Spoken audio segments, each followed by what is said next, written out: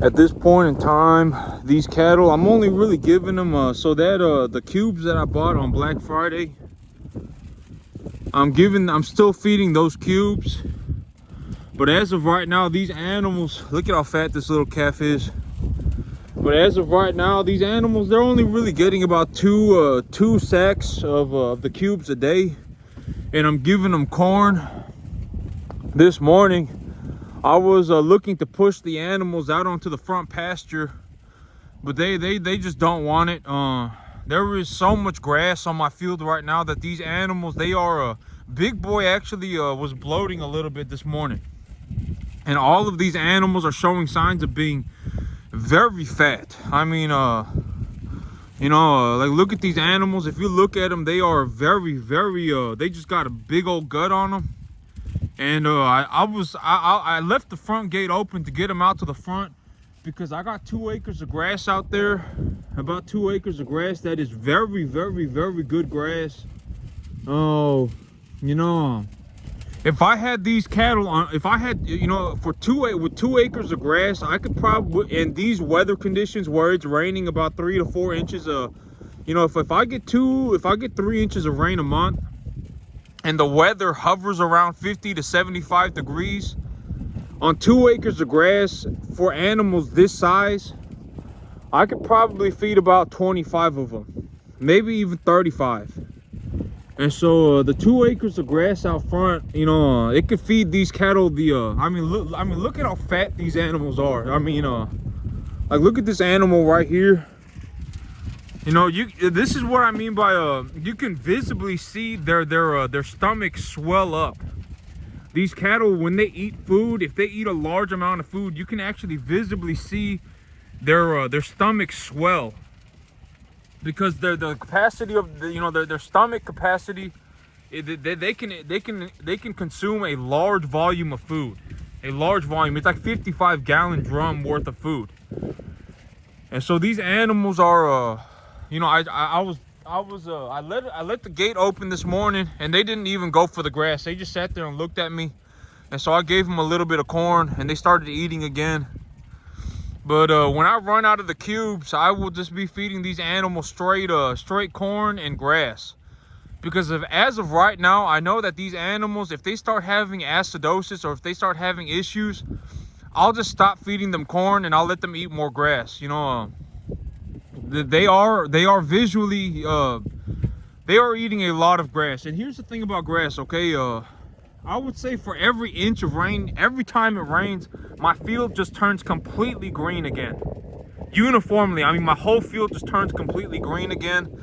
And okay, so here's how to think about grass. Later this week, I will be fertilizing my grass, because I will be focusing on putting these animals on as much grass as I can, and I'm going to give them just a little bit of corn on top of that. I'm going to stop feeding them cubes. These animals, they're good to go. They don't need to eat cubes anymore. They're eating enough grass to sustain themselves, and I can just give them a little bit of corn a day to put that extra fat on them. Because these animals, they love eating corn. Cattle absolutely love eating corn. They actually, it's dangerous to feed cattle corn, because if they get fed straight corn, it could actually cause a lot of problems, because they could overeat it and it's too digestible. Their rumen digests it too rapidly, and so even if they are completely full, they will still eat corn. This is what I mean by cattle will eat corn until they die. They have all this grass. They have all the grass that they could possibly ever want to eat. They eat the grass until they are completely full. They will stop eating the grass, and at this point they will still eat corn. And so corn, you got to be very careful. The cattle love eating corn. They will eat corn until they drop dead. And so you got to be very careful with the corn. And but grass, okay, so this is a way to look, grass. Okay, so let's say I have a grass plant. In the past I've said grass plants grow proportionately, right? And I know I got a lot of wind out here today, but yeah, it's windy. The grass grows proportionally. So let's say I have a grass, and let's say I pull it out the ground and I weigh it. that grass, let's say the grass weighs 10 grams. I have a grass plant that weighs 10 grams. And then I have a grass plant, I pull another grass plant, and that grass plant weighs 5 grams. So what I mean by grass grows proportionally is that 10 gram plant, let's say the grass grows 10% a day. Let's say the grass grows 10% a day. So after one day, that 10 gram plant will have put on 1 gram of growth, when the 5 gram plant will have grown a half gram. And the reason for this is because as the plant grows, the amount of leaf area that is coming in contact with the sunlight, the amount of root mass that the plant has to come in contact with the soil material and to metabolize the soil, it increases. So as the plant grows, the physical structure of the plant grows. And so there is more plant material coming in contact with the sun. As the plant grows, the plant has more overall leaf surface area. So there is more leaf area coming in contact with the sun. And the plant also has more root material in the ground that is able to pull minerals from the ground for the plant to metabolize. And so as the plants grow bigger, they will grow, they will put on more biomass every day. And so, you know, like when I have a field of grass like this, if I get 1 inch of rain, the grass will grow like 3 inches, literally in a week. And you know, and like my grass out front right now, I mean, I have so much grass on this field. You know, I'll take a picture of the grass out front, and I'll put it up on this video. But you know, I have 2 acres of grass out front that has it's not even been touched. And you know, the grass out front looks like the grass in the back. These cattle, they really only hang around in the front half of the field, and they really only eat the front half of the field. But as of right now, it is okay. I will be putting these animals just practically just on straight grass. I'm gonna have them on straight grass, and I'm gonna give them a little bit of corn every day. And so, yep. You know, I was over the last about 2 to 3 days. I've had time to just kind of sit and think, because you know, all of these animals have been vaccinated. I preconditioned these animals, so I vaccinated all of these animals myself. All of the sick calves, I gave them a shot of antibiotics, and I've also bunk trained these animals. So at this point in time, if I show up with the feed sack, these animals will come running towards me. If these animals, if they even see me, they will come running towards me. But that is what grain training is, you know. Like when these animals first got here, if I walked up to them, they would go running for their lives. You know, but at this point in time, if I even show up, the animals will come running towards me. And so these animals, they've been grain trained, and they've been preconditioned. I vaccinated all of the animals myself. All of the animals that are that look like they could potentially be getting sick, I gave them a dose of antibiotics, and I've also trained them to eat out of the feed bunk. And so over the last couple days, I've been able to sit and just think, and just, you know, because I have to reformulate my business plan, right? I have to reformulate my business plan, reformulate my mid to long term goals, and what I am looking to accomplish on this farm, and where do I see myself going forward from this point on. You know, I had to redo all of that, and I had to come up with a new business plan. And so over the last couple days, you know. So if I were going to figuratively put this, like if I were going to illustrate what I thought about, you know, I thought about a few things, but one of the things was, okay, so let's say like I was looking to climb a hill. I was looking to climb a hill, and when I was looking to climb this hill, the hill, it looked like an easy way up, right? It looked like I could just run up this hill, right? And I understood that it was a far way to the top, but it looked like an easy way up. And so I started running up the hill. And when I started running up the hill, let's say it poured 2 feet of rain. It poured 2 feet of rain, and the temperature dropped to 25 degrees. You know, and all of a sudden, you know, it's like, oh my God, you know, this hill that I was looking to climb, the geographic features of this hill have changed. And so as I was running up this hill, when I first started, the weather was nice. There was, you know, the soil was dry, and everything looked like it was going to be a trip down La La Land. You know, it looked like everything was going to be just fine. As soon as I started running up this hill, there was 2 feet of rain. the temperature dropped to 25 degrees, and I slid all the way back to the bottom of the hill. But when I slid back to the bottom of the hill and I looked back at the hill and I said, okay, I got to climb this hill no matter what. It doesn't matter, you know, I have to find a way to climb this hill. I realized that after the 2 feet of rain and after the weather drop, I looked over and I re-examined this hill. And when I re-examined this hill, I said, oh, you know, there's a passage over that way. You know, I may have to go a little bit out of my way, but even if it rains 2 feet, even if it drops to 25 degrees, the passage does not change. And so that's how I look at it, because if I just, you know, just because I have the money, throwing money is not the solution, and money is not what's going to be what changes the outcomes of the things that I do, right? Like this grass, right? It cost me, let's say it cost me $350 a month to grow enough grass to feed 100 animals. If I put double the money, it's not really going to change anything. If I put triple the money, it's not going to change anything. Having $1,000 is not going to change, is not going to make my grass grow better, right? That's just an analogy. You know, the $325 that I need to grow my 10 acres of grass to feed 100 animals, if I threw more money at it, it's not going to really change anything. But that's just an analogy. You know, like if I just threw my money at this thing and I said, you know what, I'm just gonna go right back up the passageway the same exact way, you know, even though I slid down the first time, you know, when the weather turned bad, you know, I'm just gonna go running up the same exact way. That would be very stupid, right? It would be very stupid.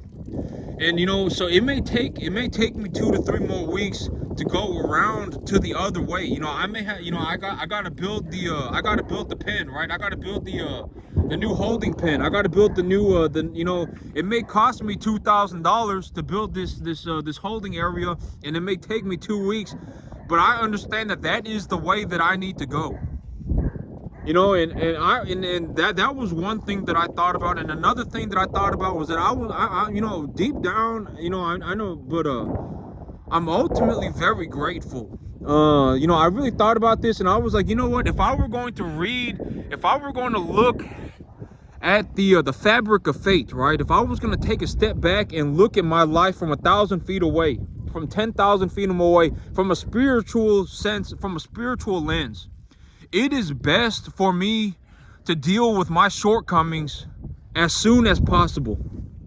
You know, like when I looked, you know, because $90,000 in 6 months is the most money that I have ever seen in my life. There has not been a single situation in my entire life where I looked at my bank account and I said, man, I have access to, you know, I opened up access to $90,000 worth of capital in the last 6 months. You know, I'm sitting at my checking account and it's like, oh man, I got $55,000 cash in my bank account. I've never had that happen to me before, up until about the last month of my life. And all this money was money that I had made in the last 6 months, right? I mean, I have never seen money like that before. You know, when I started selling my cattle, the money started coming in so fast. I mean, I was like, I've never seen money like this before. I was making like $6,000 a week, $7,000 a week in the cattle business. I mean, it was ridiculous. I've never seen money like that before. And what happened to me mentally was that you know, one of my shortcomings was that I was a bit too overzealous. You know, when I saw that money in my bank account, I said, oh man, like, you know, I've never seen money like this before in my life. Maybe I can, you know, if I keep going at it like this, here by the end of the year, I'll have $150,000 cash in my bank account, you know. And, you know, you know, I was a bit overzealous. When I look at my life from 1,000 feet away, and I look at my life now, you know, it was actually better. This was possibly the best in terms of building my character and in terms of creating the man that needs to exist. This was the best thing that could have happened to me, because losing $25,000 to $30,000 is not the end of the world, right? I'll just make the money back. You know, $25,000 to $30,000. When I look at it, you know, realistically from the cattle business lens, if I sell a dozen, 12, 1 to 1.5 type of medium large frame animals that are 800 pounds, that's about $20,000, right? Realistically, that's about what $20,000 looks like. And so I can always, you know, and me, I can produce a lot more than 12 cattle. You know, 12 800-pound cattle, that is, you know, I can produce a lot more than that. And so the $20,000 is not what I'm worried about. I'll make the money back. It is, in terms of being, acknowledging the realities of fate and the realities of just being a spiritual human being and looking at my life from a spiritual lens. This was possibly the best thing that could have happened to me, because having the extra $25,000 to $30,000 in my bank account would not really have changed my life. But dealing with my shortcomings as soon as possible will build my character for the rest of my life. I was a bit overzealous. I was a bit too trusting of people. There were many things that happened, right? There were many things that happened, and dealing with my shortcomings now will set the way for me to become who I need to be in the future. Because in the future, let's say this did not happen to me right now, and let's say everything worked out, like Rainbow Road, La La Land, right? And I had I woke up next year and I had $160,000 in my bank account, right? Let's say I had $150,000 in my bank account. Everything worked out just fine for me, and I went off and I used that money to purchase myself 50 acres, right? And I purchased 50 acres, and I was running 500 cattle. And imagine if this happened to me while I was running 500 cattle instead of 50. That would have been real bad. And so it is better for me to deal with these things now, to deal with my shortcomings now, than it is, now is the best time to deal with my shortcomings spiritually as a human being. And when I read the Fabric of Faith, right, because I sat there and I just thought about my life, because I had a couple of days to think about my life. For the last couple of weeks, I was out here like I was out here, it was bad. I was running animals through the chute, in and out, all the time, every day. I was working on getting these animals grain trained. I was getting them all vaccinated. I mean, it was a mess. I was separating sick animals to the front. I mean, it was a mess. And and I finally got a couple of days to just sit and think about my life, and then that's what I came up with. It is best, because $25,000, if at the end of the day, right, let's say the year is over, and instead of having made 175,000, I made 145,000. It's not really that, it doesn't really matter. Losing the 25, 30 grand, it doesn't really matter. I'm not going to say it doesn't matter, because it does matter. But in terms of like the big, like if I really took a step back in my life and I looked at myself, because I've already, there were multiple times throughout my life that I had to sit there and agree, and I had to acknowledge that if I was going to go into farming, if I was going to go and be a farmer, this was the only thing that I could ever do my whole life. Because there's a financial aspect of it, there's a spiritual aspect of it. If I go to the bank and I ask them for a $250,000 loan and I don't have nothing, and I ask for a $250,000 loan, that I remember one of the last things the bank told me was that, we're not going to give you any more money. This is all the money you can have. So if I don't have, literally, and I've spent the last 15 years of my life learning to become a farmer. It's too late for me to walk down a different, I'm not just going to wake up tomorrow and go, oh man, I'm going to go and, do something else. I'm not going to, wake up tomorrow and, yeah, I mean, there's a lot, but when I really think about my life and everything, farming, it really, I know that it seems like a lot of hardship and everything, but there's also a lot of good things that happen, right? I mean, like when I look at how far I've come in the last 15 years, I mean, I'm a phenomenal farmer, right? I am a world-class farmer. It doesn't matter who, I could go down the street and look at the 500-acre farm next to me. I could go down the street and look at the 100-acre field next to me. I am a phenomenal farmer. And all that, it was an accumulation of 15 years of me. It took a long time for me to get here. I probably make more money objectively on my 10 acres than most people make on 100. There were a lot of good things that happened. It wasn't just hardship, all right? It wasn't just hard. There was hardship, but that's it. That's the reality of everything. There's hardship everywhere. It's not just in farming. There's hardship everywhere, but there's also a lot of good things that happen. I mean, farming, it's the hardest and most wonderful thing I've done at the same time. And so, yeah.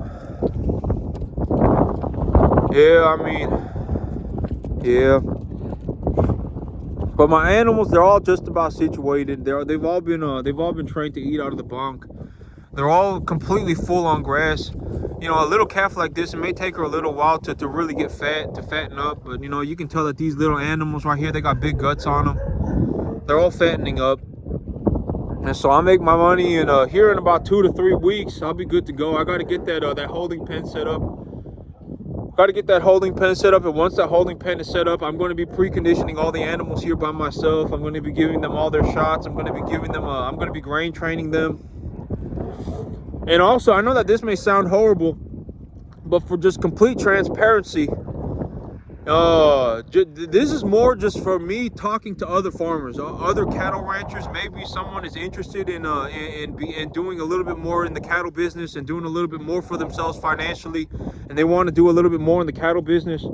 The holding pen, and this is going to sound kind of well, I mean, it just is what it is, okay? The holding pen is also going to be an area that if I figure out that my animals have a contagious disease, if they have a contagious illness and it is spreading, I am going to, hold them. I'm going to put them in the holding pen, and if they die, I'm going to let them die in the holding pen away from my herd. And I think that, that is, just for people who are looking to get into the cattle business, and because this, like this disease, it was contagious, and it spread through my herd. And if I see something like this happening again, the animals, I will separate them into the holding pen by themselves, and if I can't save them, they will have to just stay away from the herd. Yep, that's it for me today, YouTube. Y'all have a good one.